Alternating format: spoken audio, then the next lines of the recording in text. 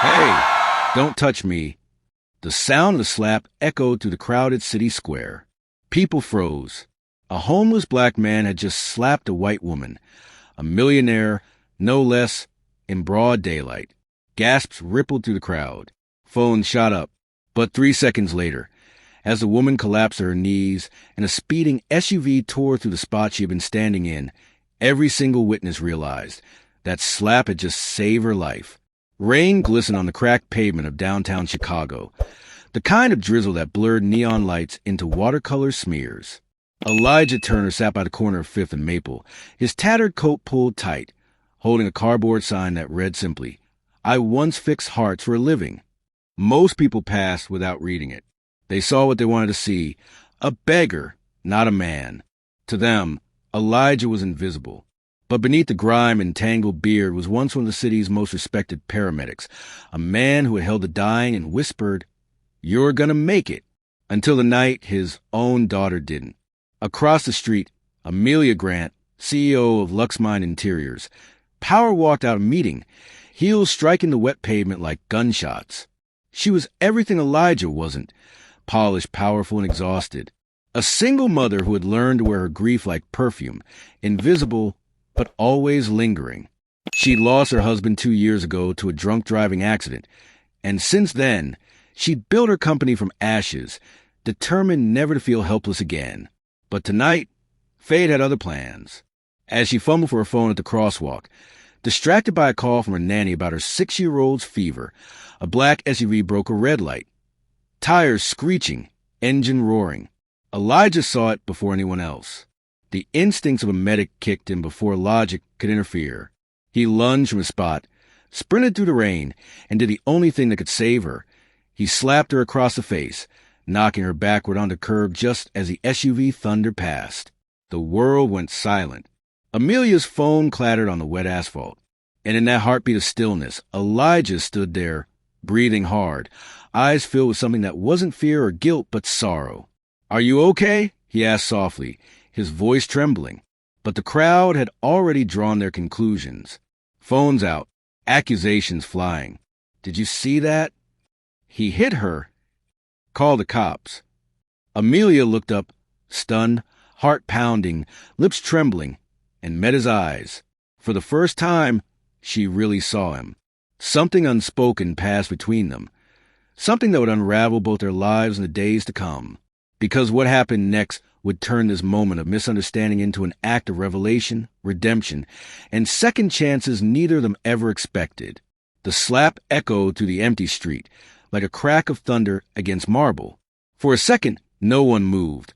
Not the woman whose perfect hair now hung messily across her face, not the man whose trembling hand hovered in midair, and not the little boy standing by the car door, his wide blue eyes frozen in shock. The world had stopped, and then chaos returned. "Mom!" the boy screamed, rushing toward her. The woman, still disoriented, stumbled backward, clutching her cheek.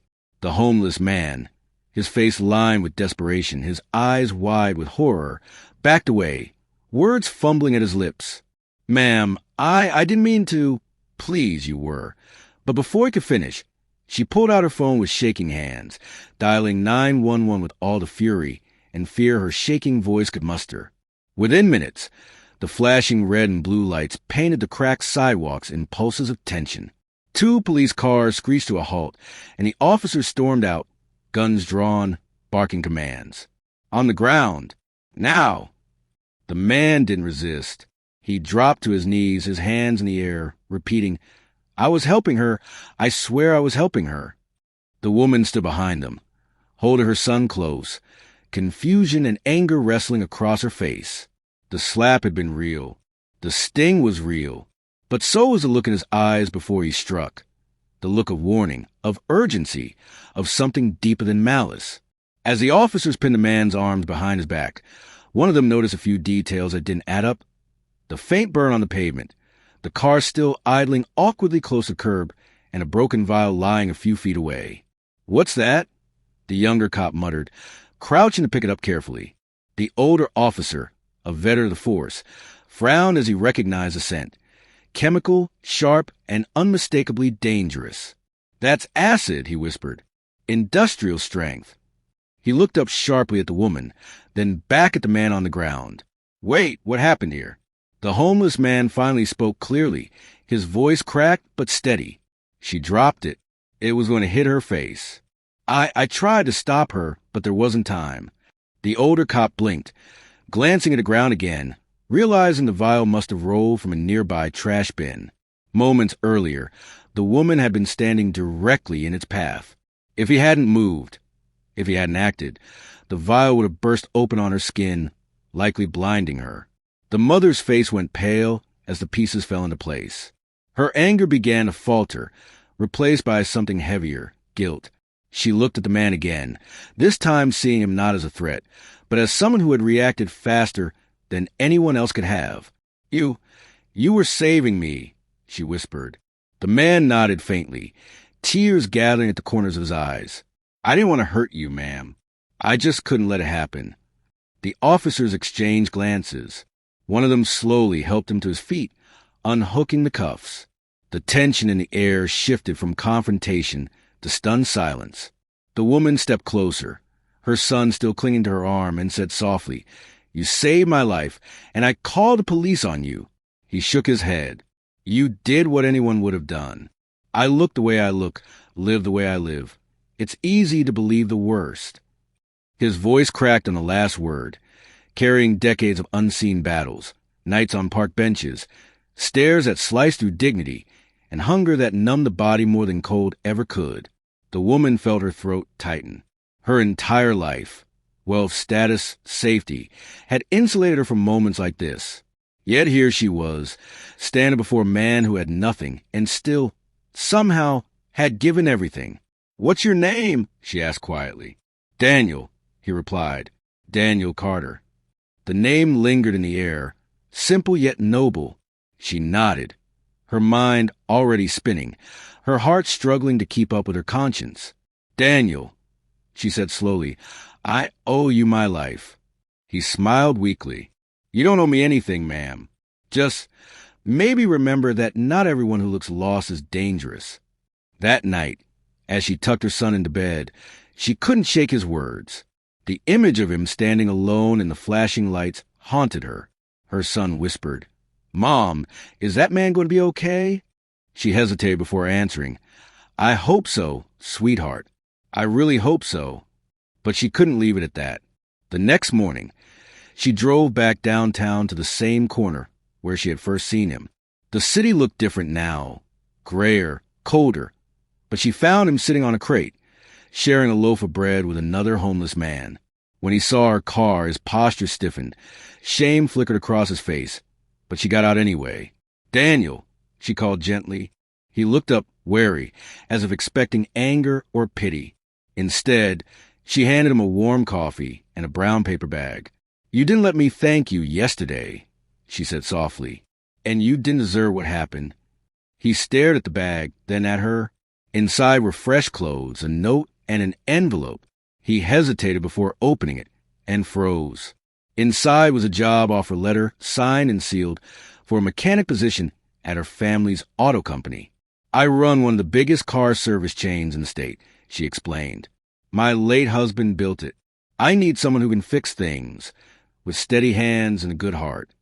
Tears welled in his eyes as he realized she wasn't offering charity. She was offering a chance. I don't know what to say," he murmured. "Say you'll show up Monday," she smiled. He laughed softly for the first time in years, a sound that carried both disbelief and hope. "Yes, ma'am," he said. "I'll be there." She nodded. "Good.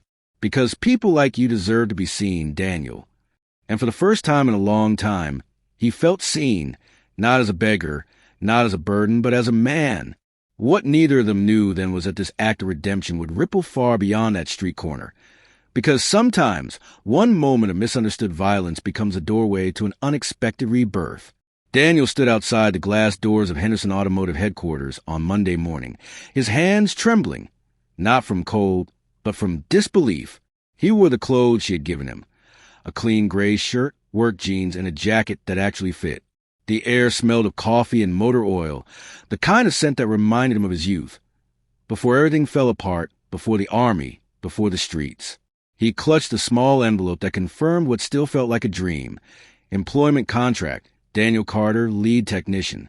Inside, the hum of industry was alive. Men in uniforms rolled tool carts across concrete floors.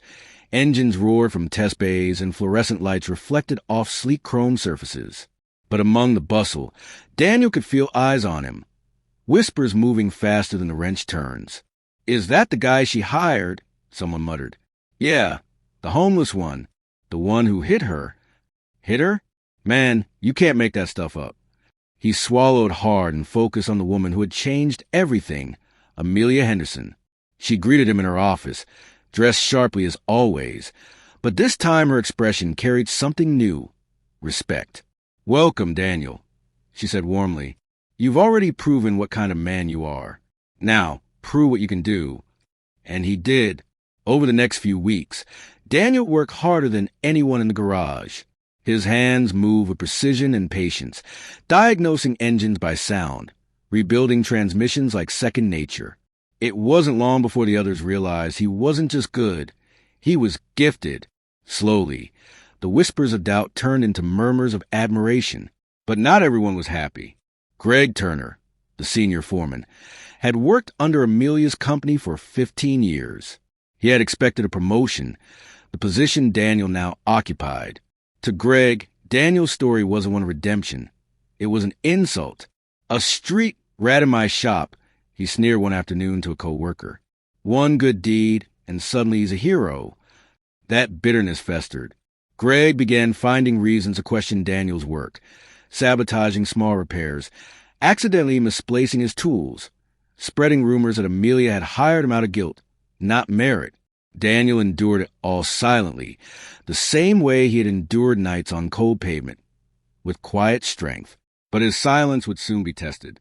One stormy afternoon, the company's newest client arrived, a luxury car manufacturer inspecting a custom engine that could secure a multi-million-dollar deal.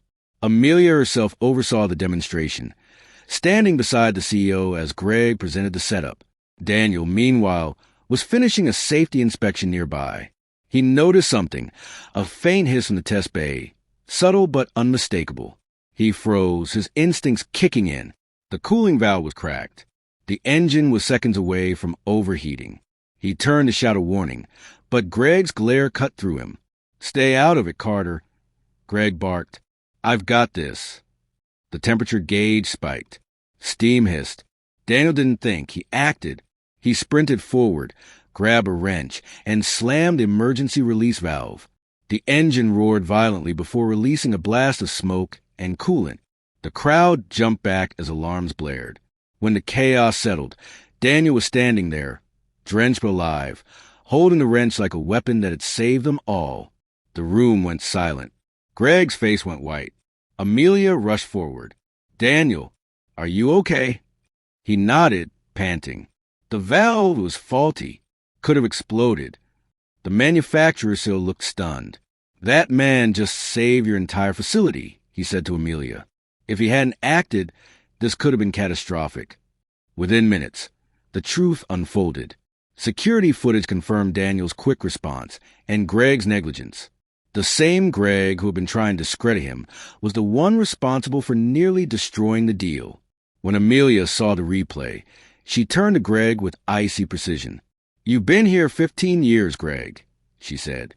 "And in one afternoon, a man you mocked saved every life in this room. You're finished." Greg stormed out, humiliated. That evening, as the rain tapped against the garage windows, Amelia called Daniel into her office. On her desk sat a small box and a letter. She smiled softly. "Daniel, I saw something today that reminded me why I gave you a chance. You didn't just save a deal. You reminded this company what integrity looks like." She handed him the box. Inside was a sleek silver badge engraved with his name, Chief Engineer, Henderson Automotive. He stared at it in disbelief. "Ma'am, I don't deserve this." "Yes, you do," she said gently. "Because people like you teach the rest of us what it means to stand tall, even when life knocks you down." Tears welled in his eyes. "You gave me more than a job," he whispered. "You gave me back my purpose." She smiled. "And you gave me back my faith." Outside, the rain finally stopped, the clouds parting just enough for the city lights to shimmer on the wet pavement. Daniel walked out into the night, his step steady, the badge glinting in his hand. A symbol of redemption earned through humility, courage, and truth. That same week, the story went viral. Security footage from the airport, his arrest, the slap, the revelation, had been anonymously uploaded to social media. Paired with his new success, the world saw the full story. The homeless man who saved a stranger, forgave injustice, and built a new life. And when a reporter asked Amelia on camera what she had learned from it all, she looked straight into the lens and said, "Never underestimate the worth of a person based on how they look, because the man you pity today may be the one who saved your life tomorrow." Daniel watched that clip alone in his small apartment, tears slipping silently down his face. For the first time in years, he didn't feel invisible. He felt whole. The following morning, sunlight poured the blinds of Daniel's modest apartment, a room once bare but now alive with quiet dignity. On the small wooden table sat a cup of black coffee, a folded newspaper, and a worn-out Bible that had traveled with him through the worst years of his life. The headline glared across the front page. Beneath it, a photo of Daniel in his new uniform, standing beside Amelia Henderson, both smiling. Not as employer and employee, but as equals, survivors of different battles who had somehow met in the middle of their scars. Daniel traced the edges of the paper with trembling fingers. He had been invisible once, the man people stepped over, ignored, or crossed the street to avoid. And now, somehow, his story was everywhere. TV anchors debated it. Social media celebrated it. But for him, it wasn't fame that mattered. It was finally being seen for who he truly was. That same morning, Amelia arrived at her office to find the lobby filled with journalists and photographers. But amid the flashing cameras, something else caught her attention. A small group of her employees standing in silence, each holding a cardboard box. She frowned. "What's going on?" One of them stepped forward. "We wanted to apologize," he said quietly, "for how we treated Daniel. For the jokes, the whispers, we were wrong." Amelia looked past them and saw Daniel approaching. The same man who once stood outside those glass doors with nothing but a crumpled envelope now walked with confidence and grace. The workers slowly set their boxes down, not in protest, but as an offering. "We packed up Greg's things," one said softly. "Didn't feel right letting him leave a mess behind." Daniel smiled faintly. "You didn't have to." "Yeah, we did," another replied. The slap echoed to the marble lobby of the Meridian Tower like a gunshot. Every head turned. Every phone came out. The security guards froze, their hands instinctively moving to their radios. In that suspended moment, time seemed to crystallize around two figures. Marcus Thompson, a homeless black veteran whose weathered hands had just struck the porcelain cheek of Victoria Ashford, one of Chicago's wealthiest single mothers. But here's what the cameras didn't capture, what no one in that lobby could have known. Marcus had seen something in Victoria's eyes that morning, something he'd witnessed once before in Afghanistan, 12 years ago, a look that had haunted him ever since. The same glazed expression his commanding officer wore seconds before stepping on an IED that Marcus had spotted too late. This time, he wouldn't be too late. Victoria Ashford had everything. A tech empire worth $200 million, a penthouse overlooking Lake Michigan, and a 7-year-old daughter who was her entire world. But that morning, she also had a secret, a diagnosis she'd received just 3 days prior. A ticking time bomb in her brain that doctors said could rupture at any moment if her blood pressure spiked too high. She'd been warned about stress, about sudden shocks to her system. She'd been living on borrowed time, walking through her days like she was made of glass. Marcus had been watching her for weeks, not as a stalker, but as a guardian angel nobody asked for. He'd noticed the way she winced when she thought no one was looking, the pills she took religiously at 9:15 every morning, the way she started saying longer goodbyes to her daughter at school drop-offs. He recognized the dance of someone preparing to leave. You see, Marcus Thompson wasn't always homeless. Once, he'd been Dr. Marcus Thompson, one of the youngest neurosurgeons ever to complete residency at Johns Hopkins, before PTSD stole his steady hands, before the nightmares made it impossible to hold a scalpel, before he lost everything and everyone, including himself. But medical knowledge doesn't disappear just because you live on the streets. And when Marcus saw Victoria that morning, saw the micro-expressions that preceded a catastrophic neurological event, the slight droop of her left eyelid, the almost imperceptible tremor in her right hand, the way she kept touching her temple, he knew she had minutes, maybe seconds. The slap wasn't violence. It was calculated medical intervention, a controlled shock to reset her autonomic nervous system, to prevent the spike that would have killed her right there in that lobby. But try explaining that to a world that sees only what it wants to see: a dangerous black homeless man assaulting a wealthy white woman. What Victoria did next would change both their lives forever. But first, she had to survive the next 60 seconds. Victoria Ashford's Tuesdays start like every other day since her diagnosis, with a lie. "Mommy, why are you crying?"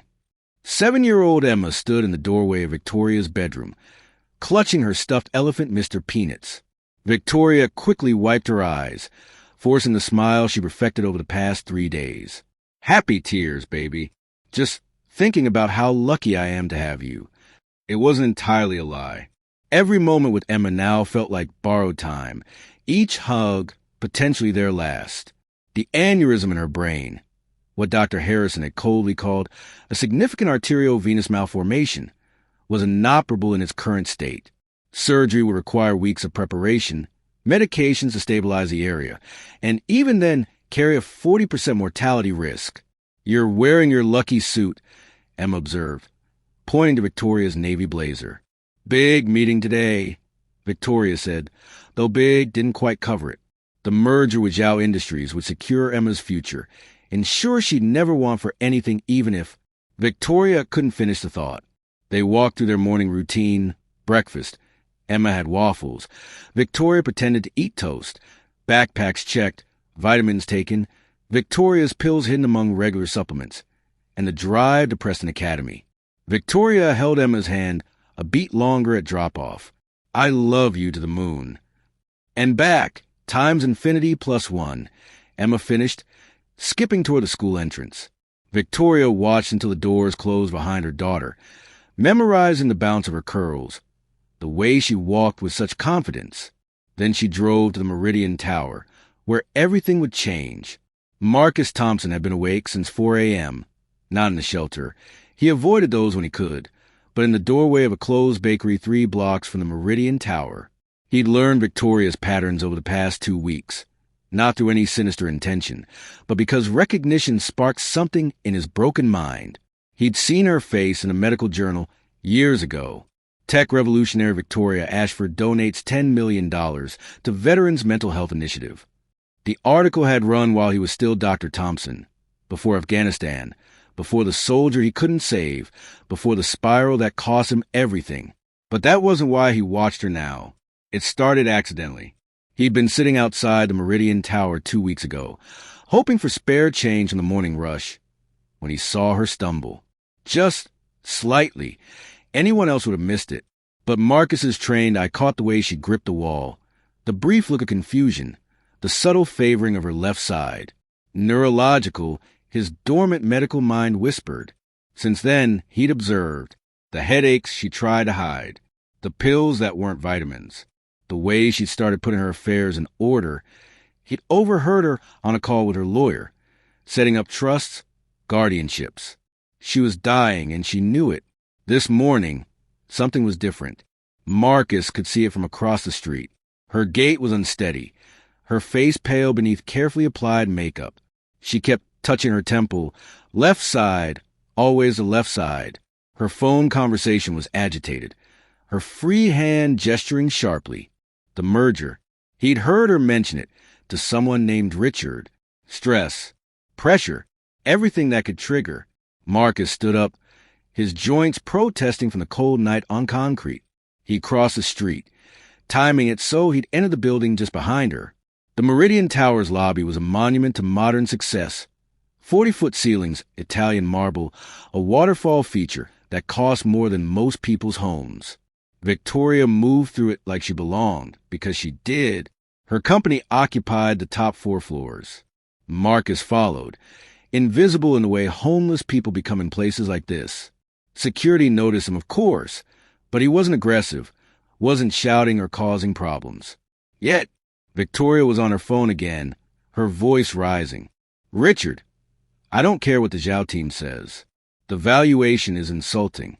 We're worth 3 times." She stopped mid-sentence, her free hand going to her temple. Marcus saw it happen in slow motion, a script he'd witnessed before.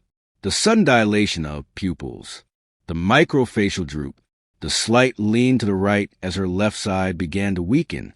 The aneurysm was beginning to rupture.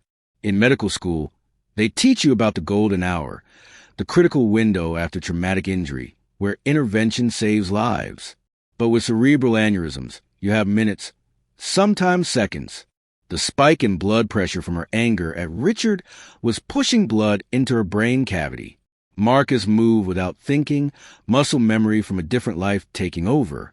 He needed to create an immediate parasympathetic response, a shock to her system that would cause an instant drop in blood pressure, buying precious time.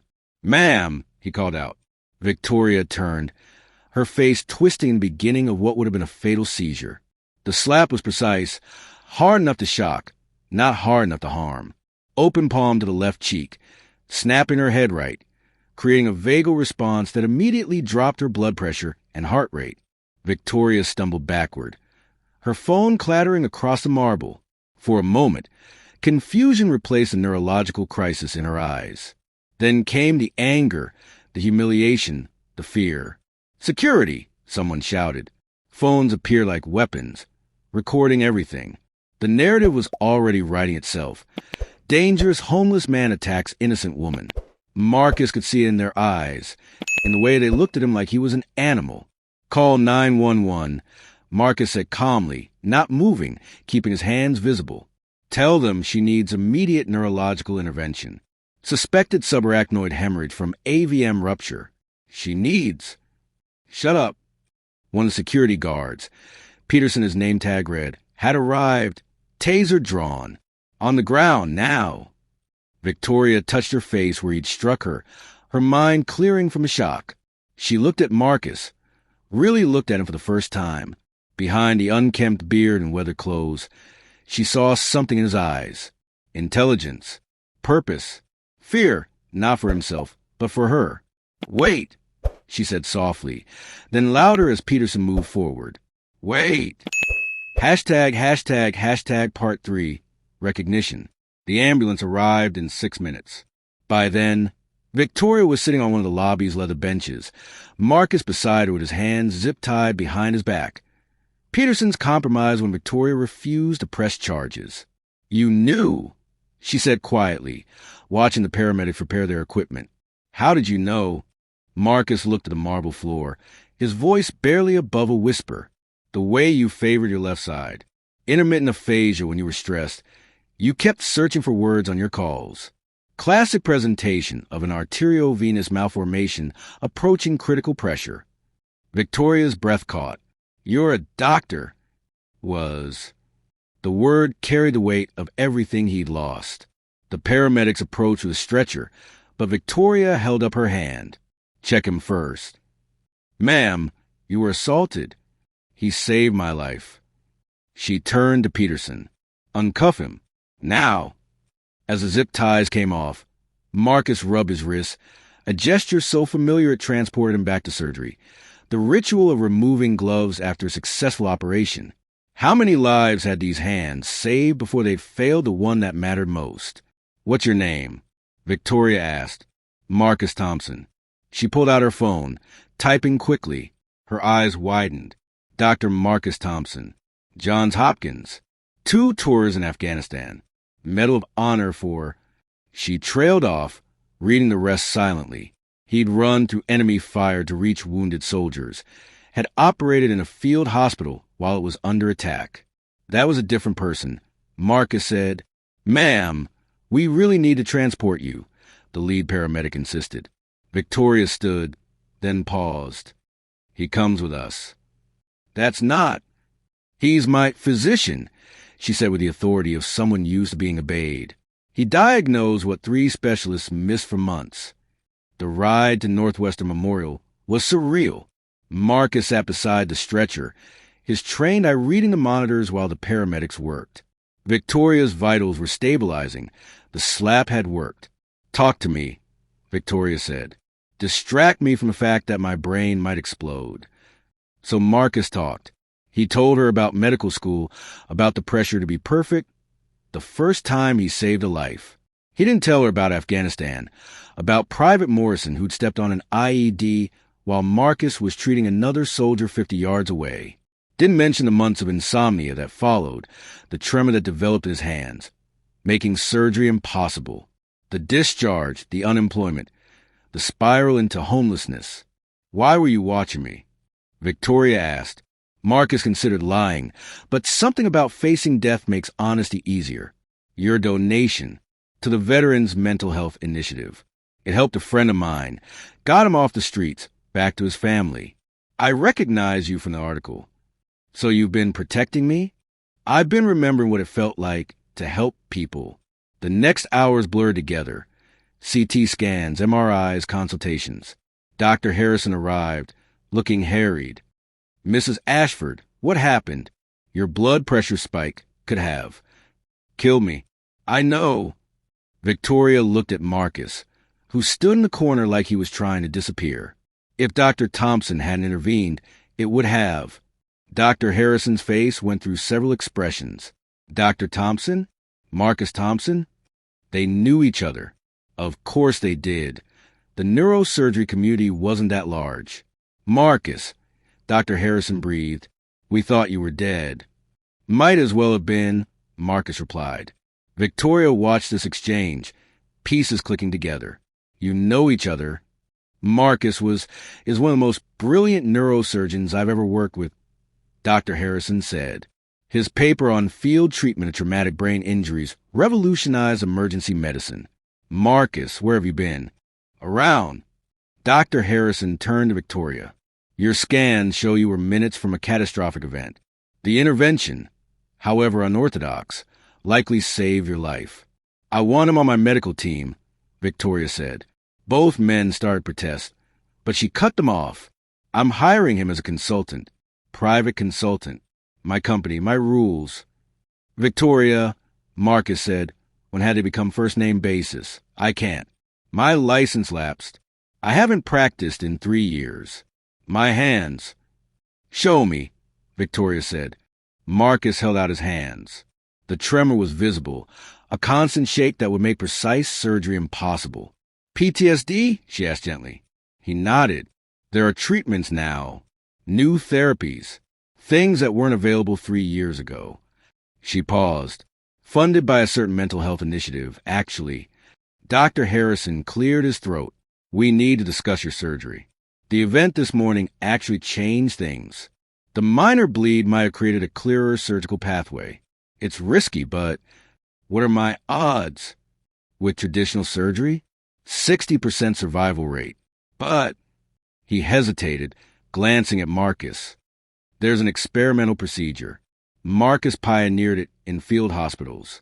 Minimally invasive, using targeted radiation and microscopic stents. In the right hands, 90% success rate."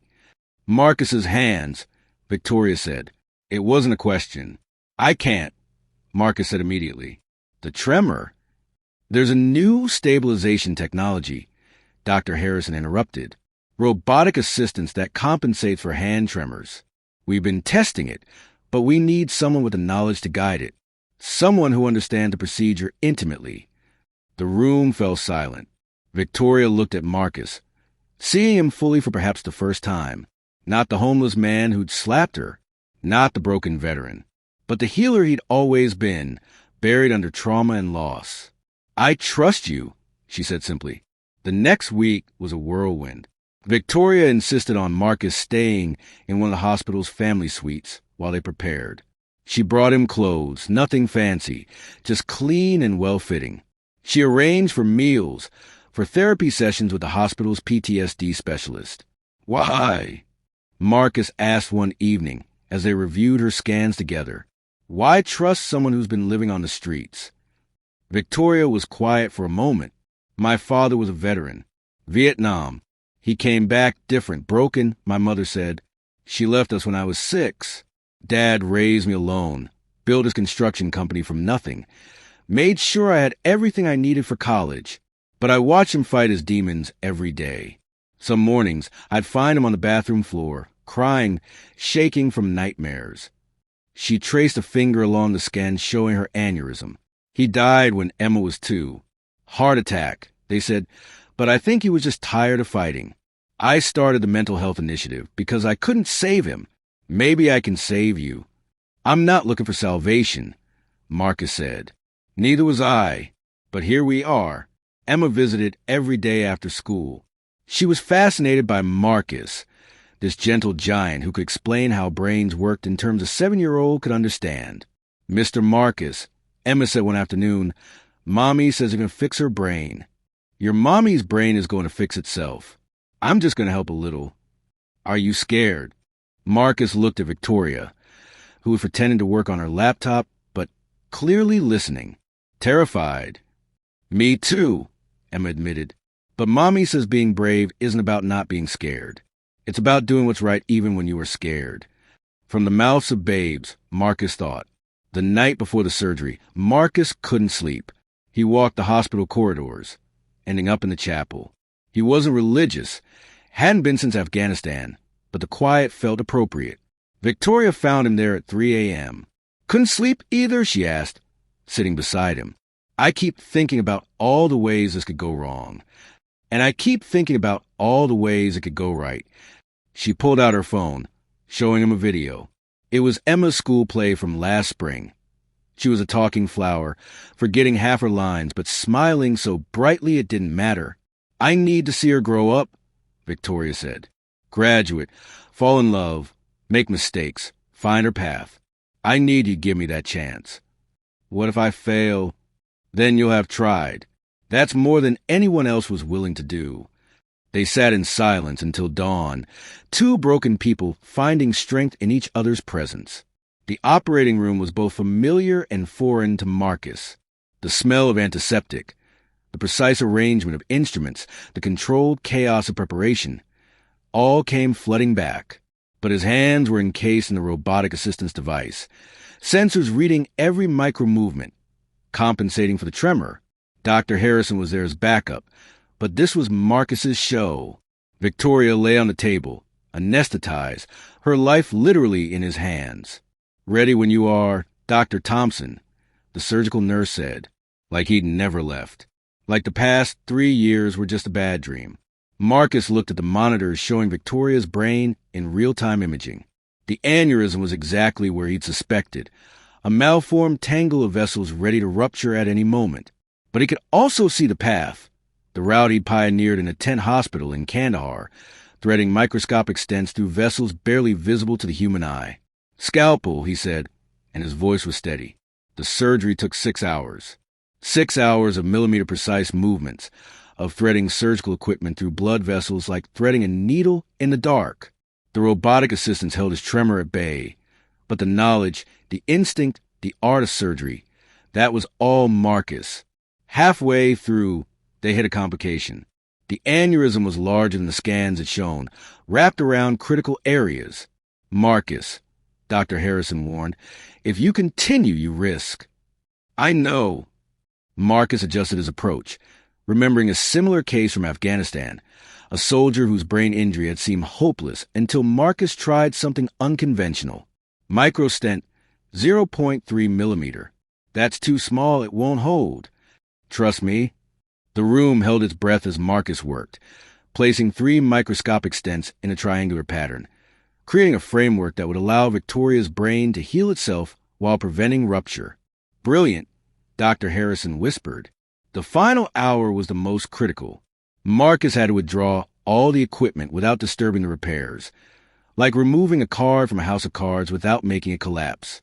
When he finally stepped back, pulling off the robotic assistants, his hands were shaking, not from PTSD, but from exhaustion and adrenaline. Vitals are stable, the anesthesiologist announced. The procedure was successful. The room erupted in quiet celebration. Surgeons don't cheer, but the relief was palpable. Marcus slumped against the wall, 3 years of guilt and self-doubt finally releasing their grip. He'd saved her. He'd saved someone. Victoria woke up 12 hours later to find Emma asleep in the chair beside her bed, Mr. Peanuts clutched in her arms. Marcus sat in the corner, still in his surgical scrubs, keeping watch. "Did you even leave?" Victoria's voice was hoarse but clear. "Wanted to make sure you woke up," Marcus said. And you're going to be fine. Full recovery expected. You'll see Emma graduate. Walk her down the aisle. Spoil your grandchildren." Victoria started to cry. Not sad tears, but the kind that come when relief is too big for your body to contain. Emma stirred, seeing her mother awake. "Mommy." "Gentle, sweetheart," Marcus cautioned. But Emma was already carefully hugging her mother, somehow knowing exactly how much pressure was safe. "Mr. Marcus fixed you," Emma announced. "Yes, he did," Victoria agreed, looking at Marcus over her daughter's head. "And now I need to fix something too." The next months were a whirlwind of recovery and change.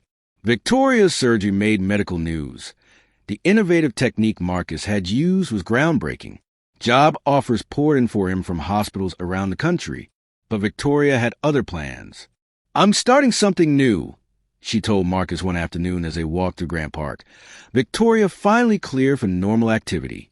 A comprehensive treatment center for veterans with PTSD. Not just mental health services, but job training, housing assistance, family support, complete rehabilitation. That's ambitious. "I'm selling my company." Marcus stopped walking. "What?" "The merger with Zhao Industries. I'm taking it. But not for me. The money will fund the center for the next 50 years. I've got enough set aside for Emma's education and a comfortable life. The rest, all $200 million of it, goes to the center. Victoria, you can't. I can and I will. But I need a medical director. Someone who understands trauma from the inside. Someone who's been to bottom and found their way back." "I'm not back yet," Marcus said quietly. "None of us ever really are. We're all just finding our way, one day at a time." She pulled out a folder. "Your medical license has been reinstated. Dr. Harrison and 6 other department heads wrote letters on your behalf. The tremor treatment is working. You could perform surgery again if you wanted. Or I could help other people find their way back." Marcus said slowly. "Or that." Emma ran up to them, having been playing on the playground. "Mr. Marcus, Mom says you might work together. Would that be okay with you?" Marcus asked, kneeling to her level. "Only if you promise to come to my birthday party. It's princess-themed, but you don't have to wear a dress." "Deal." Marcus laughed. When was the last time he'd laughed? The Thompson Ashford Center for Veteran Recovery stood as a beacon in downtown Chicago. 6 stories of hope, with medical facilities, therapy rooms, temporary housing, and job training centers. In 2 years, they'd helped over 500 veterans transition from homelessness to stable lives. Marcus stood in his office. He still couldn't quite believe he had an office, reviewing patient files when Victoria knocked. "Ready for the board meeting?" she asked. "You know I hate those things." "Too bad. Being medical director means dealing with bureaucracy, too." She paused. "But first, someone wants to see you." Private First Class Angela Morrison walked in. Marcus's breath caught. Morrison wasn't a common name, and the resemblance... "Dr. Thompson, I'm David Morrison's daughter. I wanted to thank you." Marcus felt his knees go weak. "Your father told me about you, about how you tried to save him in Afghanistan, how you ran through fire to get to him. He wanted me to find you if anything happened to him, to tell you something." Marcus couldn't speak. He said, "Tell Doc Thompson that he gave me 5 more minutes. 5 minutes to record a message for my baby girl. 5 minutes to say goodbye. Tell him those 5 minutes were worth everything." Angela handed Marcus a flash drive. "This is a recording. Dad told me about my mom, about home, about how proud he was of me even though I was only 3. You didn't fail him, Dr. Thompson. You gave him what he needed most, time to say goodbye." After Angela left, Marcus and Victoria sat in silence, the weight of redemption settling over them like a blanket. "You saved me," Victoria said finally. We saved each other, Marcus corrected. Through the window, they could see the center's courtyard where veterans sat in the afternoon sun, some in group therapy, others learning new skills, all on their own journeys back from the darkness. That slap really did change everything, Victoria mused. Best medical intervention I ever performed, Marcus said with a slight smile. Worst bedside manner, though. They laughed. Two souls who'd found each other at the intersection of rock bottom and redemption. Proof that sometimes salvation comes from the most unexpected places. Emma's artwork decorated Marcus's office wall, a crayon drawing of three figures holding hands under a rainbow. My family, she'd written in careful 7-year-old script, because family, they'd learned, wasn't always about blood. Sometimes it was about who showed up when your world was ending. Sometimes it was about a homeless man who had the courage to slap a millionaire to save her life. Sometimes it was about what happened next, the choice to see beyond circumstances, beyond prejudice, beyond fear, to find a human being underneath. The morning sun streamed through the windows, illuminating the mission statement Victoria and Marcus had written together. Every life has value. Every story deserves a second chapter. Every person deserves someone who will fight for them, even when they've stopped fighting for themselves. Especially then. The slap that echoed to the Meridian Tower that morning had reverberations far beyond what anyone could have imagined. It became a moment that challenged perceptions, that asked people to look deeper than surface appearances. Marcus Thompson and Victoria Ashford's story spread, not as a viral video of violence, but as a testament to the unexpected ways lives intersect and transform each other. The security footage, once reviewed with full context, became part of medical training programs on emergency intervention.